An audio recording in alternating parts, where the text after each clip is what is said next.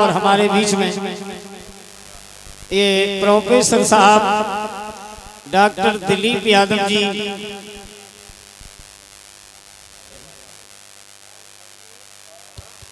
सम्मानित श्री प्रोफेसर साहब श्री राम हैं और साथ में आए हैं डॉक्टर दिलीप यादव जी, हमारे आपके बीच में पधारे, बहुत बहुत धन्यवाद। संतोष यादव जी भी उनके साथ हैं, समाजवादी पार्टी के सभी कार्यकर्ता और हमारे वरिष्ठ समाजवादी पार्टी के जो प्रोफेसर सम्मानित श्री राम गोपाल यादव जी हमारे आपके बीच में पधारे, बहुत बहुत धन्यवाद। कमेटी से निवेदन करूंगा, कमेटी आगे आए।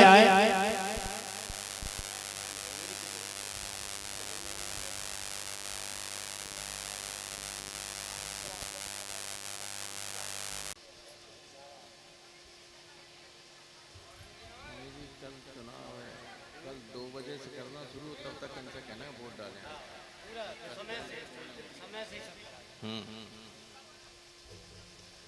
आदरणीय शास्त्री जी,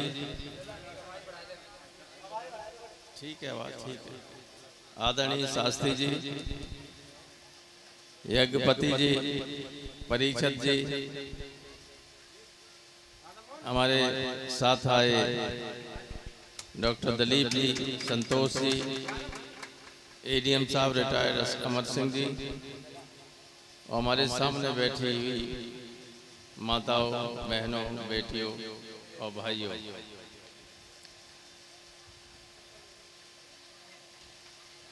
कई दिनों से भागवत कथा आपके यहाँ चल रही है। विद्वान शास्त्री जी ने बहुत सारी बातें आपको बता दी। ये कथा प्रमुख रूप से भगवान कृष्ण की बाल लीला और उसके आसपास की जो घटनाएं हैं, जो एक संदेश देती हैं दुनिया भर में कि अन्याय के खिलाफ, अधर्म के खिलाफ किस तरह से बचपन से ही भगवान कृष्ण ने काम किया, दुष्टों और अन्यायियों का विनाश किया। परीक्षित महाराज को जब 7 दिन में अपना परलोक सुधारना था, एक सांप के चलते उनको 7वें दिन सांप को काटना था तक्षक द्वारा, तो तब उन्होंने सुखदेव जी ने उन्हें एक कथा सुनाई थी, जो भागवत पुराण का एक हिस्सा है, छोटा सा। भागवत पुराण तो बहुत बड़ा पुराण है, जो 18 पुराण वेद व्यास जी द्वारा रचित हैं, उनमें से एक बहुत महत्वपूर्ण पुराण है। उसका ये बहुत महत्वपूर्ण हिस्सा है जिसे आप लोग सुनते हैं, और ये इतना महत्वपूर्ण है, इसका महत्व इतना है सबके जीवन में कि एक तरफ जब सतयुग में बहुत मुश्किल से, बहुत तपस्या करने के बाद व्यक्ति मोक्ष को, सदगति को प्राप्त करता था,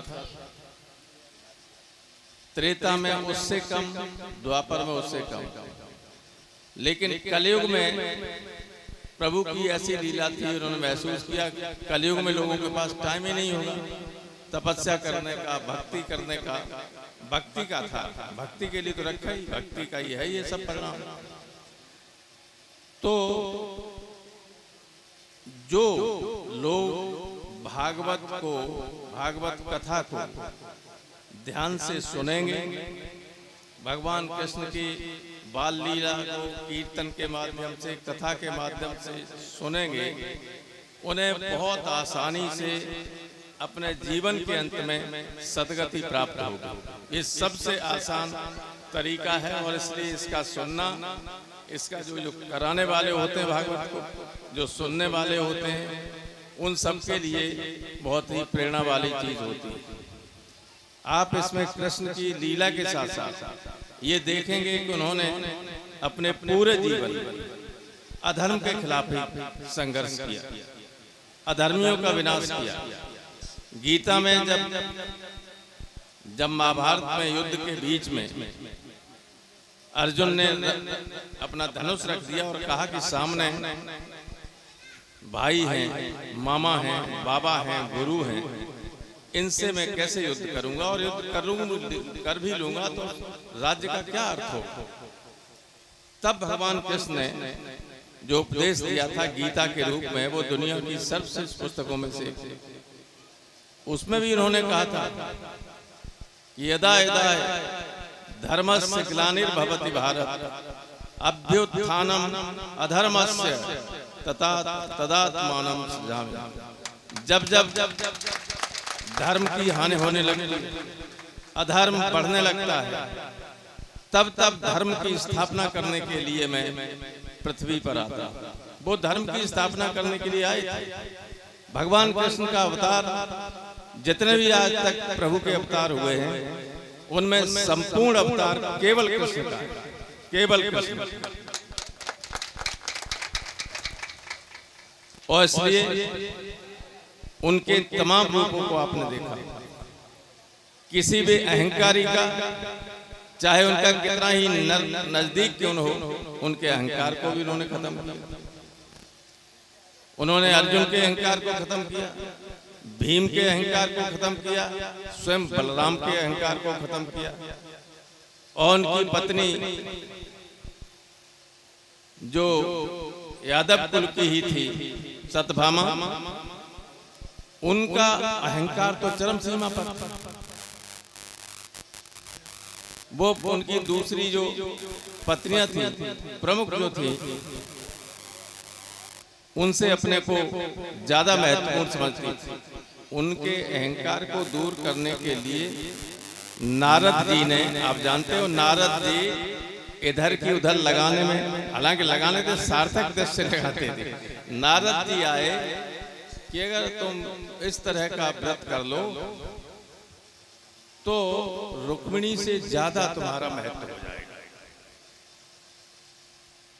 तो चढ़ा दिया उन्होंने। सत्यभामा ने, कृष्ण ने कहा कि इंद्र के लोक में एक वृक्ष है, क्या नाम था,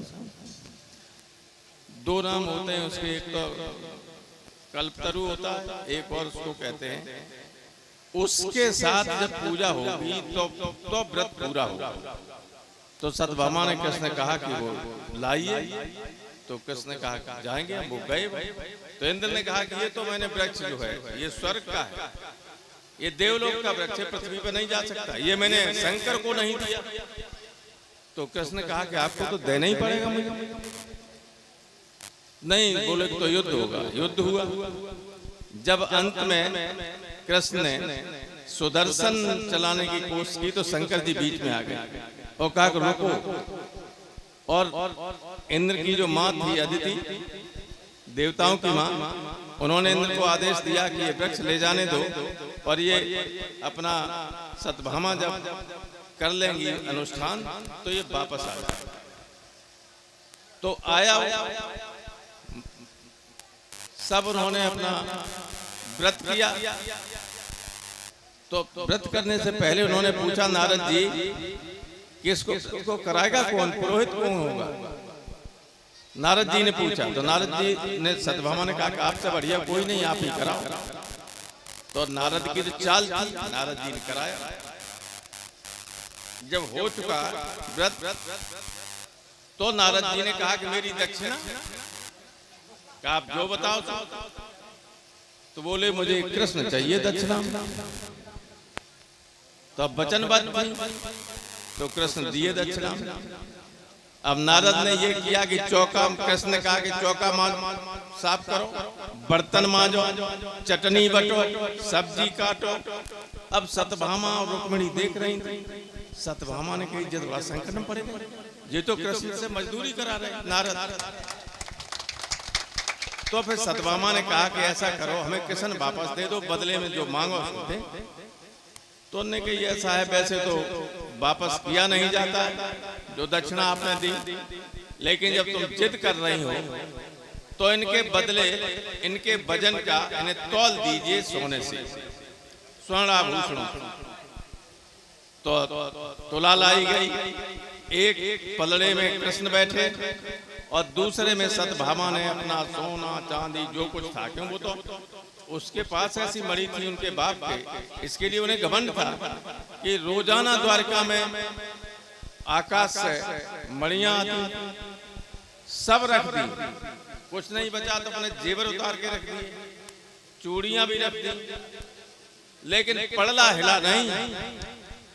तब उन्होंने रुक्मिणी की तरफ देखा और कहा कि दीदी, तो रुक्मिणी ने अपनी अंगूठी, छोटी सी अंगूठी उतार के एक पलड़े में रख दी। जैसे ही रखी तो पलड़ा भारी हो गया, कृष्ण ऊपर चले गए। तो ये दर्शाता है कि प्रेम क्या चीज है। सतभामा को अपना पैसा, बड़े परिवार का घमंड था, रुक्मिणी को तो था नहीं। रुक्मिणी को तो विशुद्ध प्रेम था, वो तो लक्ष्मी की अवतार था। तो उनकी केवल एक अंगूठी ने सतभामा के सारे आभूषण, स्वर्ण, संपत्ति सबको फेल कर दिया। और सतभामा को महसूस हुआ कि हमसे गलती हुई। ये अहंकार उन्होंने अपनी पत्नी का तोड़ा, औरों का तो जाने कितने का तोड़ा। समय नहीं आचार्य जी अपनी बात करेंगे, वरना कई बातें मैं आपको यहाँ बताता हूँ। लेकिन एक चीज याद रखिए, तो कृष्ण के भक्त हैं सारे के सारे, ज्यादातर इसमें यदुवंशी होंगे, हैं कि नहीं? बोलो, ये हमारी बहनें यादवी हैं, यदुवंशी। कृष्ण ने हमेशा अधर्म का, ये सब तो एक ही परिवार, एक ही परिवार के, चाहे बघेले हों, चाहे यादव हैं, चाहे और सब पिछड़े और दलित, ये सब पहले एक ही थे। दो तीन ही कैटेगरी थी जो ऊपर थी, वो तो सब एक। तो उन्होंने हमेशा, जब महाभारत हो रहा था, क्योंकि ये जो कथा में ये हिस्सा नहीं आता, मैं थोड़ा आगे की बात बता रहा हूं कि जब महाभारत हो रहा था तो सामने भीष्म थे, द्रोण थे, गुरु कृपाचार्य थे, कुलगुरु। तो उसमें ये सब बहुत पूज्य व्यक्ति थे। लेकिन कृष्ण ने अर्जुन से कहा कि अर्जुन, ये सामने जो लड़ रहे हैं ये तुम्हारे पितामह, गुरु या कुल पुरोहित नहीं है, ये तुम्हारे दुश्मन हैं, क्योंकि अधर्म की तरफ से लड़ रहे हैं। इसलिए बाण चलाओ इन पर और इनका वध करो। और जब युद्ध के दौरान भीष्म बहुत जबरदस्त लड़ाई कर रहे थे, क्योंकि दुर्योधन ने आरोप लगा दिया था कि आप सेनापति मेरे हैं और आपका दिल पांडवों की तरफ। तो उन्होंने कहा कि आज तुम देखना मेरा युद्ध। और ये कहा दुर्योधन से कि आज जो हर पे अस्त्र ना कहूं, तो लाजो गंगा जननी को सांतन सुत न कहूं।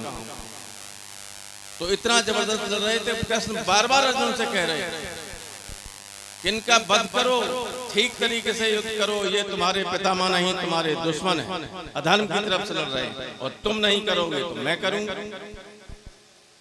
तो वो उतरे कृष्ण और पहिया उठा लिया, टूटा हुआ पड़ा था एक रथ। कृष्ण ये वचनबद्ध थे कि मैं कोई हथियार नहीं उठाऊंगा और निशस्त्र अर्जुन के साथ रहूंगा, ये उनकी प्रतिज्ञा थी। लेकिन भीष्म ने ये प्रतिज्ञा कर ली थी कि आज मैं कृष्ण पे हथियार उठा ही लूंगा। तो आप देखिए कितने बड़े आदमी, भक्तों की लाज रखने के अपनी प्रतिज्ञा तोड़। जैसे ही पहिया उठाया, चक्र उठाया, पितामह ने अपने अस्त्र रख दिए और कहा कि हे प्रभु, आप कितने महान हैं। भक्त की प्रतिज्ञा को पूरा करने के लिए अपनी प्रतिज्ञा तोड़ दी। ऐसे कृष्ण का आप उद्देश्य बढ़ते हैं, ऐसे कृष्ण के वंशज हैं। और इसलिए हमेशा अन्याय के खिलाफ न्याय का साथ है, न्याय का साथ है। चुनाव का वक्त चल रहा है, चुनाव का प्रचार ही बंद हो गया, भागवत चल रही है, इसमें कुछ नहीं कहना चाहूंगा। इतना कहना चाहूंगा, कल चुनाव, कल आप शास्त्री जी 2 बजे के बाद कथा सुनाना। ये हमारी बहनें सब सुबह 7 बजे से अंडे में वोट डाल के तब कथा सुनने आए। ऐसा न करना कि कथा सुनते नहीं वोट ही नहीं डालने। और देखिए कथा का संदेश ये है भागवत का कि अन्याय के खिलाफ न्याय का साथ दीजिए। भगवान कृष्ण ने हर क्षण अन्याय के खिलाफ न्याय का साथ दिया, अधर्म के खिलाफ धर्म का साथ दिया। तो आप भी अन्याय के खिलाफ न्याय का साथ दीजिए। अन्यायी सरकारें हैं, अत्याचार कर रही हैं, इनको बदलने का वक्त आ गया है। कल आपके सामने वो मौका है। बहुत बहुत धन्यवाद।